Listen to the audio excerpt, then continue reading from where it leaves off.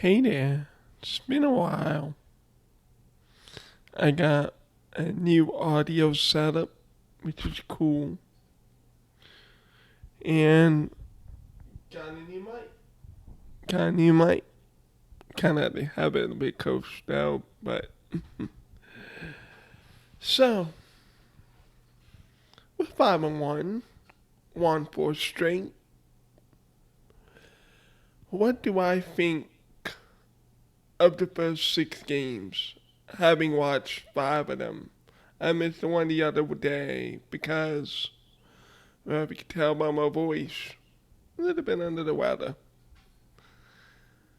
Largely positive, surprisingly positive. And although it is a short sample size, it's somewhat significant to where we can't just dismiss it in terms of what's happening on the floor, how it's happening, and what it means. Because, yeah, we paid the Blazers, we paid the Wizards, we paid Raptors twice. All of that is true. But the offensive execution, that shows you something. So, I will get tape later. For now, what I'm going to do is I'm going to bring you into my mind and bring you into what I envision. So,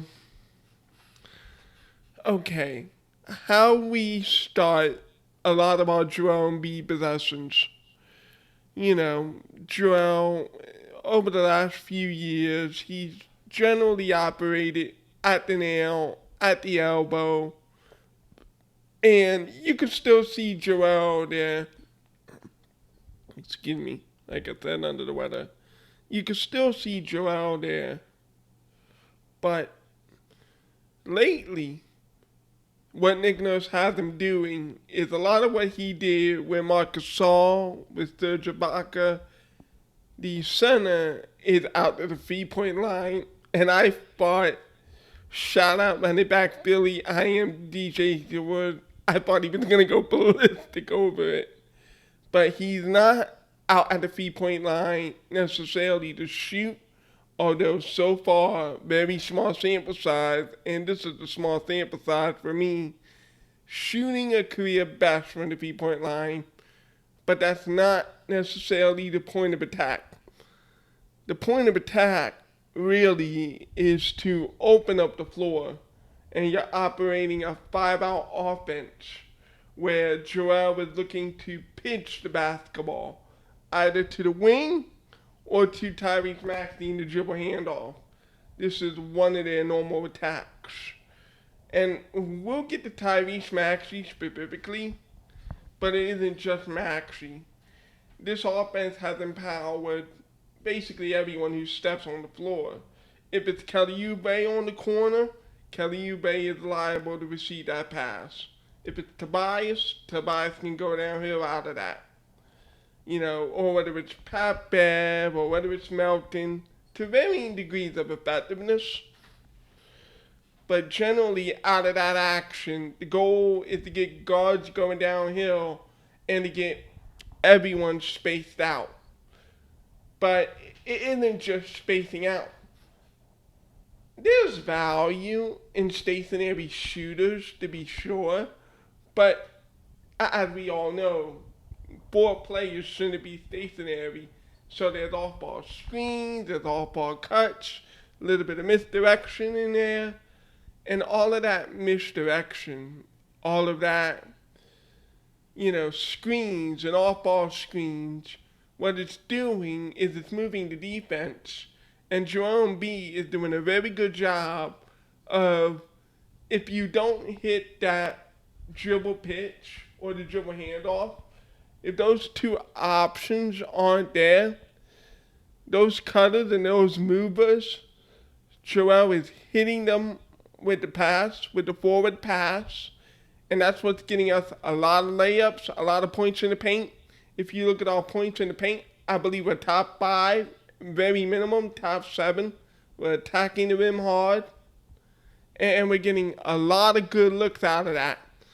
That's a big part of the reason Kelly Oubre is averaging a career high field goal percentage. It's the same reason Tobias Harris is averaging that. Tyrese Maxey is getting good looks out of it. And like everyone said, none of this happens if Jerome B doesn't buy in. And he's bought in as a playmaker, as a passer, as someone really willing to be the hub of the offense. Very similar to Nikola Jokic. Hey, even if we knock it, if it works, it works. And the dribble handoff package works effectively. So that's the main thing from an Embiid standpoint. The other thing that does is that when Embiid becomes an active playmaker out of the high post and out of the low post, now it's more difficult to double. Now you have to think, okay, I'm leaving Nick Batum open. I'm leaving Tyrese Maxey open. I'm leaving Tobias Harris open. Am I willing to do that? Am I willing to die on that? And occasionally you might be, but enough inflicted cuts. And that's how you're getting to 117, or in the other day's game, 148. You get to that because you're willing to concede those other guys open. So, what makes Nick Nurse's offense so lethal is that initial layer, that dribble pitch, that dribble handoff. It builds into successive actions. This is the thing that Coach Logan was talking about, what I was talking about, that Dot did not have. There was no secondary action. So after the James Joel pick and roll, it was like, okay, what next? And there was nothing. So the result of that is that, okay, we're going to cover the middle, we're going to stay on the stationary shooters, and now Joel and James had to make something happen.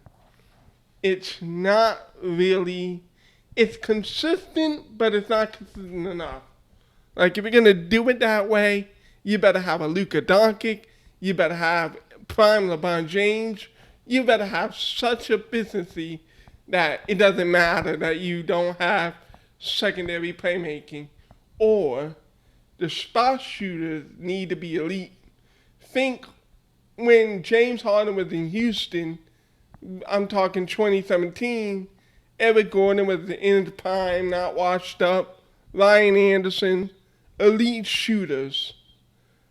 I love Tyrese Maxey, but other than him, there wasn't such a thing as an elite shooter. And that's really what had me very skeptical to doubtful. Because to me, DeAnthony Melton's an okay shooter. He's not an elite shooter. Patrick Beverley is a solid off-ball shooter, but not elite, not really good. So that Clipper trade is going to be really underrated because Nicholas Batum looks like he could potentially be another elite shooter besides Tyrese Maxey on the squad. The ability to shoot the basketball. Because now we're going to talk about Tyrese Maxey and everything that he's shown. I was not one of those who especially doubted that Tyrese could play point, because to me, what are the two prerequisites for playing point guard in the NBA?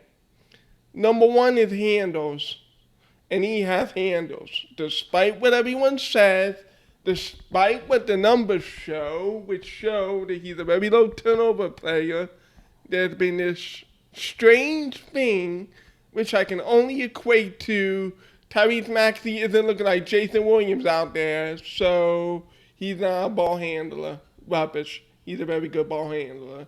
So he has good handles. The other thing required for a point guard is the ability to read the floor.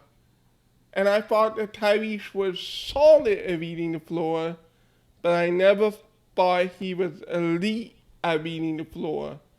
So what that means is, and especially for a combo guard, and people have to understand, being a pure point guard and a combo guard are two very, very different things.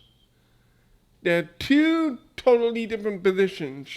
So when Doc Rivers was telling him to be Rajon Rondo, he was basically saying be a pure point guard. And his playmaking has developed to the point where he could do it. But that's not the best version of him as a point guard. His best version, his best self, to maximize his full potential as a point guard is to be a combo guard. But that isn't just specific or only because of Tyrese Maxey. If you were to think of it like two choices or a debate of styles very similar to the NFL, you're a dual quarterback or you're a pocket quarterback, it's the same thing, and it's kind of the same answer the NFL right now. The NFL, what do we see? Spread style quarterbacks who can escape out of the pocket. The NBA came to the same answer. Tony Parker, Gilbert Arenas, Chauncey Billups. Like, after Jason Kidd and after Chris Paul, that's it. Damon Williams flamed out due to injuries after like 7 NBA seasons. And I challenge anyone in the NBA community, intelligent people, RB, etc. Can you name me another pure point guard out there? Really? I can't find one. It's technically Ben, I guess. But we all know where that went. In today's NBA, you have to hit a 15-footer. And you have to be able to use that gravity to set up your teammates. So I'm not as obsessed with 10 assists, double-digit assists, if it doesn't come with the free level scoring gravity. So also to that extent, you can get me someone who's averaging 15 points and 10 assists, and you can get me someone who's averaging 24 points and 6 assists. And in today's NBA, the 24 and 6 guy is giving you more on the offensive end of the floor. It just is what it is. The NBA is a higher scoring league. It's a higher pace league. And because of that, being a pure point guard, the Derek Harpers, the Derek Fishers, it's hard for them. A lot of them are just backups. Seriously. Name me a pure starting point guard. It doesn't exist. It's been decided. It's combo guards. So this whole can he be a point guard nonsense, and some of the takes have been at best and god awful worse. There's an NBA analyst, I'm not going to name him, very respectful. He had someone else on, and they talked about very basically, could Tyrese Maxey buy a skip pass? Now, mind you, and this is important context, this was before Nicolas Batum debuted it. So when I hear, can Tyrese Maxey buy a skip pass? If I was sitting with our analysts, who again I'm not going to name out of respect, I would have been like, skip pass to who? Who? Like D'Anthony Melton, who up until that point was shooting 27% from free? Who? And just the nature of the question, twofold. Basically, can you flick a ball while moving your waist? Yes, he's athletic enough to make a skip pass. Secondly, I've seen Ben Simmons make a 360-degree pass for the last 5 years. If you tell me that my point guard has all the tools but a skip pass, I'll take it. I don't need to see the ball 360 degrees ever again. Just things like that, where it's like you're missing the forest for the trees in evaluating his point guard play. So let's get to evaluating that. that point guard play. And what do I like from what I've seen so far? There is a couple of things Tyrese does really well. Obviously, yes, it's the shooting and his threat to shoot and his willingness to shoot does, yes, stretch the floor. But what I've noticed is he's a dominant driver to the basket, a dominant driver. And that puts a lot of pressure on the defense because not only is he a willing shooter, but he's a willing driver. So if you think about it from a defensive standpoint, like I'm defending him, if I close in on him, I'm giving up the drive. Now, I could move my hips, but that's basically betting that I can maintain, contain, stay in front of him, and not foul because he's learned that trick of I'm going to move my body into the defender. So my technique defensively has to be perfect. And the fast speed that Tyrese plays at, perfect is a really, really tall order. The Feebos have gone down a little in the last 2 games, but not out of a lack of driving the rim. He's been very aggressive, downhill, and I like that. He needs to just keep going downhill. The one criticism I will agree with, I love his floater. It never should have been talked out of him. But maybe more of a balance where if you see that you could take that extra step or two, you should still be looking to get your fingers to the rim. Yeah, Doc didn't completely fail me, actually. You should get that hand up to the rim, up to the glass. So just a little bit more of a balance is what I would like to see. So there's that. But there's something else about Tyrese Maxey that makes his ability to play point guard special. It's actually very similar to Steph Curry. Tyrese Maxey's versatility on ball, off ball. Now we can talk about the dribble handoff very specifically. When we ran that with J.J. Redick, it was on the one side of the court, and crucially, we did not have the ability to do much out of it. Either J.J. was going to shoot it, or he was going to dump it off to Joel. Or maybe at best, the third read is Joel could keep it and maybe reset. But he wasn't keeping much in our earlier years. So really it was just 2 things. Either J.J. Redick's jump shot or Joel Embiid doing something with the ball. Now, you go and look at Tyrese, and there are like 5 different things. Maxey can shoot the free ball. Maxey can attack off of that. Joel can keep it. Joel, in this offense especially, is empowered. If he's going to keep it, he can reverse the ball to the other side of the court. You're seeing that out of that dribble handoff action, it may be starting on one side, but look where the ball ends up, either near the rim or the other side of the court.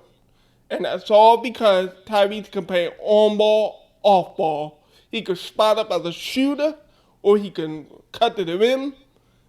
Tyrese Maxey, there's nothing he can't do on the offensive end. As far as his skill is concerned, Tyrese Maxey is one of the most skilled guards that I've seen. That skill isn't necessarily referring just to handles. It's a complete package. He protects the ball. He attacks the rim. He shoots on the catch. He shoots on the pull-up. He has more of a package than Kyrie Irving. Because hear me out on this one. Kyrie Irving is a good shooter. He's not an elite shooter. So to me, and yes, it's biased, I don't care, Tyrese Maxey has the most complete package as a guard this north of Stephen Curry. So I don't want to hear any more of this, he can't play point guard or just this nonsense. If you don't acknowledge what the numbers are saying, and if you can't acknowledge what you see with your own eyes, there's nothing I can do to help you.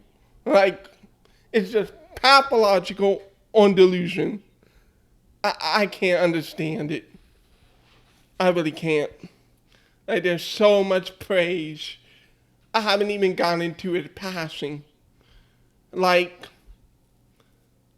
Tyrese, if you go back to his second year, basically his first year starting, what Tyrese has gotten really good at is the corner swing pass. The specific thing that analyst was talking about was more, can you drive and kick on the move? And again, there's not much there prior to Nicholas Batum where you're going to drive and kick. And especially when you're Tyrese Maxey shooting 54% effective true shooting percentage, literally 65% from the rim a couple years ago. Last year, 63%. I haven't seen his rim numbers this year, but I imagine they're just as high. You put yourself in Maxey's shoes. The Sixers don't have a lot of corner shooters, and I'm one of the best finishers in the NBA. If I get off the screen, am I going to corner pass to then at the time PJ Tucker? Which he actually did, and PJ, thank God, made the shot. But you're going to do that on the regular? No. So I thought that analyst was being very, very unfair by talking about Tyrese corner skip pass. Because it's like, again, to what? But he is willing to make that swing pass, that stationary swing pass, and he's very good at it. And because he's very good at it, the Sixers have gotten open shots out of Tyrese Maxey looks. Whether they make it or not is another question. The other thing that I really loved about Tyrese's passing ties in with his handles. So let me tease these people who say he doesn't have handles. Tyrese Maxey has the best hesitation dribble in the NBA. He has the best ability at sort of palming the ball, but not really palming the ball. He does a great job of just leaving it in suspended air. And when you leave the ball suspended like that, you freeze the defender. Because as far as I'm concerned, if I'm face guarding him, I don't know where he's going to go. Because he's holding this ball in the dribble. He could go left, he can go right, and it's in a span of a second. But you can also use that span of a second to pass the ball. Specifically, think about that dunk in the third quarter. That's exactly what happened. He was in hesitation dribble. The Washington defender freeze. Maxey created space and zipped that ball. Zipped it straight into the hands of Joel Embiid, and all he had to do was dunk it. That was some John Stockton stuff. John Stockton would make that pass. Magic Johnson would make that pass. Not your run-in-the-mill point guard. I think that one pass alone should answer the question on whether or not Tyrese is our starting point guard next year. Or this year, I'm sorry. Definitely next year and for a lot of time to come. And he was making plenty of passes like that. That bounce pass to Joel, as I described. He's gotten very good at hitting the pocket pass. And there was one detractor who actually made the argument to me that Tyrese's numbers are inflated by passing to Joel Embiid. No shit. No shit. That's not a disqualifier. Otherwise, disqualify Draymond Green's assist for passing to Steph Curry. Disqualify Derek Fisher for playing with Shaquille O'Neal and Kobe Bryant. It was the dumbest thing I ever heard. This guy, his point guard numbers are inflated because he gets to play with the best player in the NBA. Disqualified Jamal Murray for playing next to Nikola Jokic. Stupid. It's absolutely dumb. A lot of these things that you've heard in a Twitter or Reddit, etc., criticizing Tyrese Maxey just based on not a real basis of knowledge. I'm coming out because it's like, I'm done with them. If you can't appreciate this, then you don't know what you're watching. To me, you're an uneducated hillbilly when it comes to the sport of basketball. A player who's averaging 25, 7, nearly 5 rebounds a game on what is nearly a 50-40-90 split. And the few of you detractors do not understand basketball, the point guard position. I'm done. And there are other Sixers, but all praise to Tyrese Maxey. He's playing at an all NBA level, not merely an all-star. If he keeps this up, he's definitely an all-star. Like, what other guards are there in the Eastern Conference? You know, Milwaukee. You have to wait to see what their record looks like because they have their own concerns. Tyrese Halliburton is there. Generally, though, you could carry four guards, like 2 point guards, 2 shooting guards. And right now, Tyrese is one of those top 5 guards in the Eastern Conference. B-Ball Reference has him literally 4th in the MVP thing right now, which is fucking ballistic. I'm loving it. As someone who was a big supporter of Tyrese Maxey coming out of the draft, and everyone knows my story about him, I didn't believe that Elton Brand, the Brass, would make that pick because remember the draft before, they were all like, young players don't help us win championships. So it was like pure freshman out of Kentucky, there's no way. Thankfully, they proved me wrong, went with the high upside pick, and the rest is history. Even if you fuck up a million picks, the important one is the pick you get right. I'm just going to look forward to the season. I'm just going to look forward because his assists are going up, his playmaking is going up, everything about him is going up. Grade A+ to Tyrese Maxey. Grade A+ to Joel Embiid. Grade A+ to Nick Nurse. Just the system that he's installed, the confidence that he's installed, the belief that he's installed in these players has elevated these guys to a level despite the weak competition. Today, against the Boston Celtics, I think they'll compete. I don't know if they'll win, but I think they'll compete. I don't think you're going to see what happened in Game 7, where they lay down and died. I think you're going to see this team fight for 4 quarters. And win or lose, I think we're going to come away proud of this unit. So, why don't I spread the flowers a little bit? So, Tobias Harris, this has been so unique because the thing with Tobias, and we all know it, we dislike when Tobias Harris goes Carmelo Anthony mode. But remember when I talked earlier about Joel Embiid in high post? Well, if you recall, every once in a while, we would run this high-low action where Joel is up high, Tobias is down low, and Joel would feed Tobias. It would almost always work, if not always.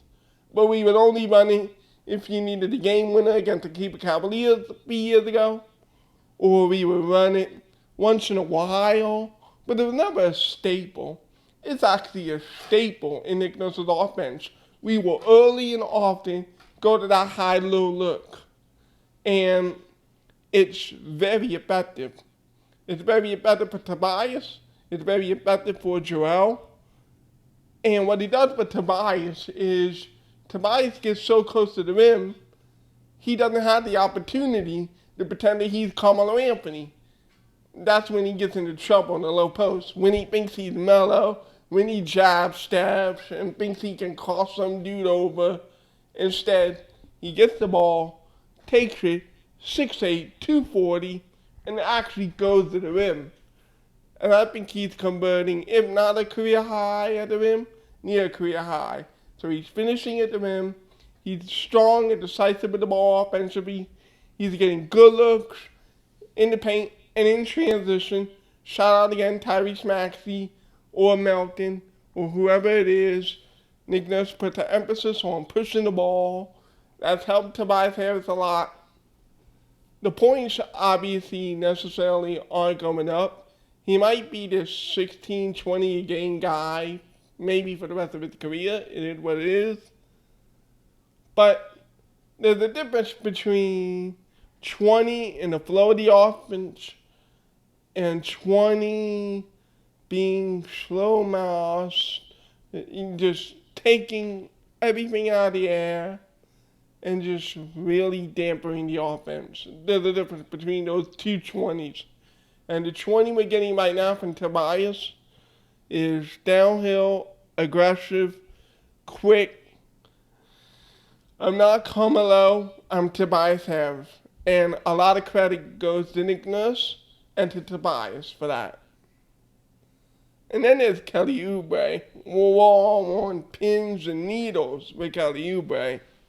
But I actually think over these 6 games, and we talk about how open these guys are, Kelly Oubre is the biggest beneficiary because it's not like Kelly Oubre lacked ability. We could talk about 20 or 40%, but it was still 20, meaning that there was some top offensive potential there, but how can we get it to be more efficient? Well, the answer to that is get open shots. You're not going to be open if you're the primary option on a shorter team. Oh, and this is another indictment on LaMelo Ball. Overrated a tad. Yeah, I think we can put Tyrese over LaMelo Ball comfortably now. Just saying. I mean, I have nothing against LaMelo Ball. I'm just saying. You're a lottery pick. You're also entering your 4th year. And you're not really doing much for Charlotte. Like, come on. So, Kelly comes to Philadelphia with Tyrese, with Tobias, with Embiid, and whether it's coming off the bench and playing 30 minutes, or whether it's starting the last couple of games, we'll see if that continues. I like the idea of Batum in the starting lineup, and you can have Oubre back in that 6-man role where you can get basically 30-plus minutes from both Batum and Oubre, and you can get a lot of points and shots out of them. I like the idea of what Oubre and Batum and what they bring to that position, because Oubre is just taking massive advantage. And then again, if Batum can be a consistent 12 or 13 guy off the bench, that's kind of almost the same thing. So it could be interchangeable if you want to just keep, Oubre in the starting lineup. I'm not against that.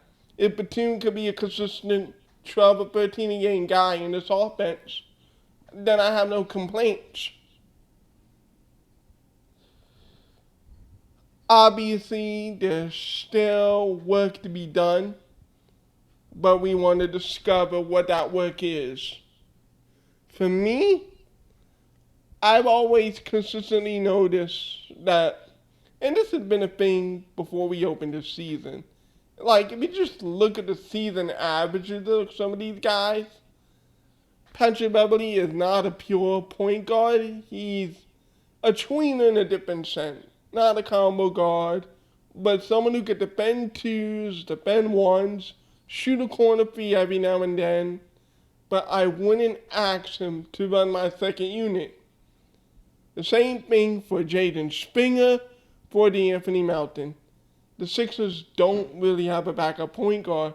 Now, apparently, I read over Reddit that Daryl Morey said in an interview that they're not looking to add a backup point guard. I summarized with more games, they'll change their tune on that, because I don't really trust Beverly, Melton, etc. with backing up Tyrese Maxey or relieving Tyrese Maxey a bit, because no matter how good your starting point guard is, you need to get a backup. And right now, I just don't know what that is.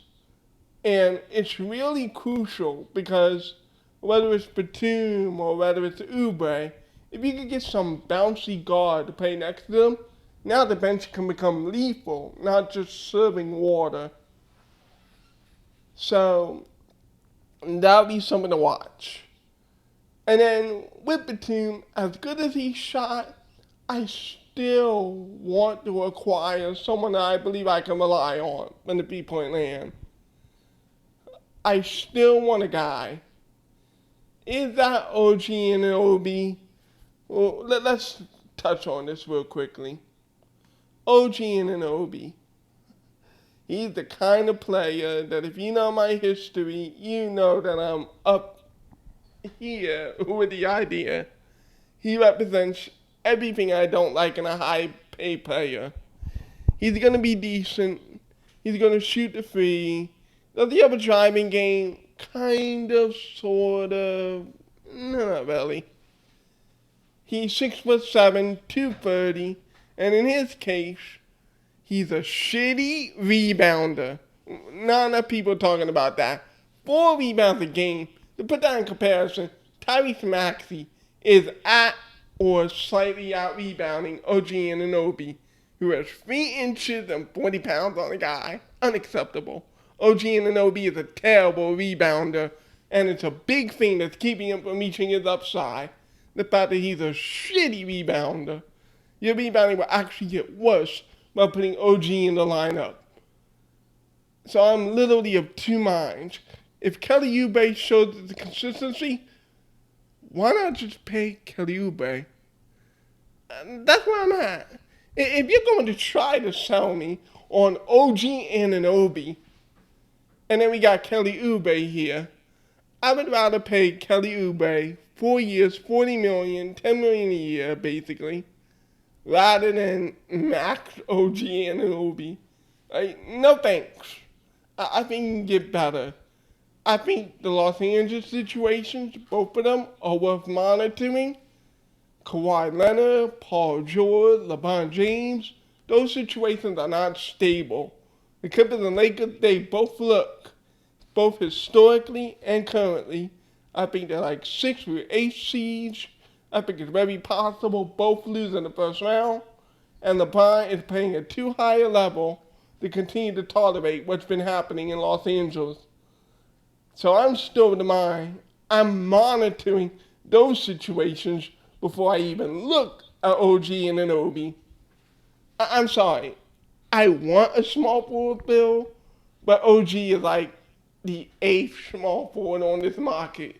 And Kelly Oubre is right up there right now.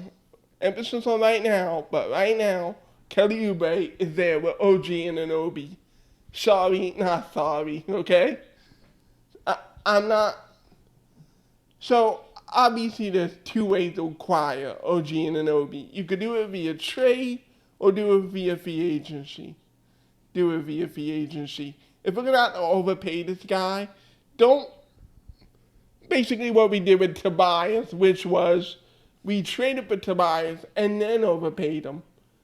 We could have kept those assets and still overpaid Tobias Harris. That's what OG Anunoby is. He's not going to live up to this contract. Everyone knows he's not going to live up to this contract. Even Mop admitted as such. He's not going to live up to this. We all know it. Don't compound it by trading your picks, assets, cap space. Use that for a much bigger fish than OG Anunoby. Do we know who that is yet? No, we don't. But in the words of Sam Hinkie, keep that optionality open. Don't waste it on OG Anunoby. Is it a Zach LaVine type? I hear everyone's concern. Injury prone, big contract. And this year, he's kind of looking for his own, and that's a big red flag. The last couple of seasons, his playmaking did improve. So if you get the motivators out of Levine, that guy could get back to 4 assists a game, be a secondary playmaker, be a shooter, be the things they're looking for. But between the contract, injury, and you don't know if Levine is really committed to kind of changing his ways in that way, I'll admit, it's a tough sell. But I'm not completely closing the door because with Tyrese playing the way he's playing, I've said if you got a real shooting guard next to him, you could recreate Splash Brothers 2.0. It doesn't have to be Levine, but he's one of the guys out there. You know, Bojan Bogdanovic is the guy that I've talked about repeatedly. Apparently he's injured. So we'll have to wait and see what Bojan looks like. But that's also another name. But this is a good spot to be in. You're 5-1. You came out with a good start. You have an opportunity to evaluate the next 3 weeks, 4 weeks, a month and a half. Basically, all the way up to January 1st. See what you have. See where you end up. It's quite possible they continue to ride. Maybe not the same percentages, but I don't care about the percentages. What if they continue racking up the wins? If they continue racking up the wins, you're looking at the situation like it's gravy. And Morey can sit back and be like, I don't have to do anything. And that's when Morey is now in a more commanding position. Because people are going to be like, we want to rebuild, we like your assets. And then Morey can get things he wants at a price affordable to the Sixers. There's also the idea of some young player really emerging. Like, no one knew about James Harden at Oklahoma City except Daryl Morey. We need to look for our version of that this time. Some player that's flying under the radar that Daryl Morey's advanced analytics can say, that guy in our system next to Embiid and Maxey would turn into a great player. Something like that. Overall, we're in a good spot. And that's all you can ask for. I'll have a recap after the game tonight. I'm looking forward to this. I'm looking forward to this. Go Sixers.